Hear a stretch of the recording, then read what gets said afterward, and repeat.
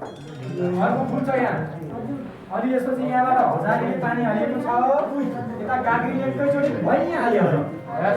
अब यो घामसम्म लागेको छ हिमालय छ सबै छ पानी भरिएको छ अब यी दुई मात्रै कुन कुन राम्रो पानी भरिएको यसलाई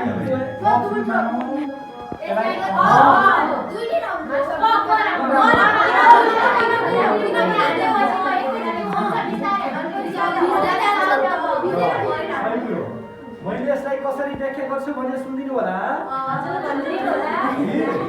यो हाम्रो दिमाग दिमागलाई भाषा दिमाग मलाई नबुझ्नु यो हामी यो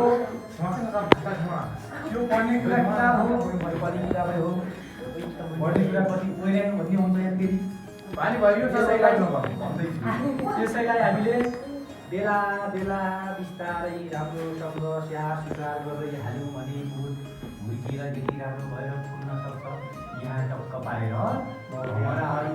भुतरीहरू पनि आएर डुल्न सक्छन्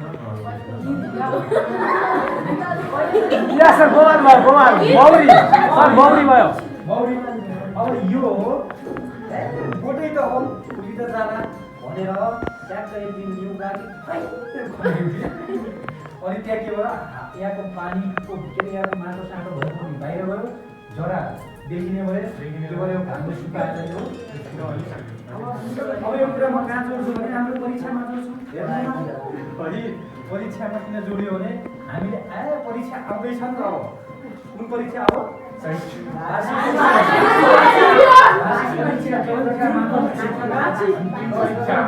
नेपाली विषय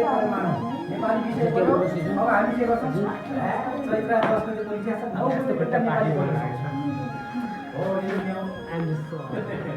अब परीक्षा त आइसक्यो नि बाँचेको छ अलिअलि हेर्दै गरौँ भनेपछि पछि है कुरो बुझियो हामीले हरेक कुराहरू थोरै दिमागमा हाल्दै गयौँ भने त्यही कुरा पछि आएर हामी यसरी गर्छौँ यो परीक्षा सफल हुन्छौँ भोलि परीक्षा छ आज बेलुका पढ्छु भन्यो भने यही हुने कुरो बुझ्यो यो परीक्षा हो राम्रो परीक्षा गर्ने मान्छे लगातार परिश्रम गरिएकै छ पढिएकै छ पन्था गरिएकै छ किताब हेरिएकै छ लेखिएकै छ हस्तलेखन भनेको हातले लेखेको कुरा हस्तलेखन बनाइएकै छ राम्रो बनाएको छ स्पिड पनि बढाउनु पऱ्यो छिटो अब भोलि गर्दा नि सबै भने मोबाइल हेऱ्यो फिल्म हेऱ्यो फेसबुकमा बस्यो कार्टुन हेरेर बनायो अनि यहाँ बिग्रेन अनि घाटा कसलाई भयो परीक्षामा यो नम्बर ल्याउने कि यो नम्बर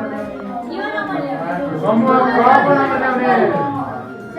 वार्षिक परीक्षामा यो नम्बर चाहियो हामीलाई त्यो फेरि कसका लागि हो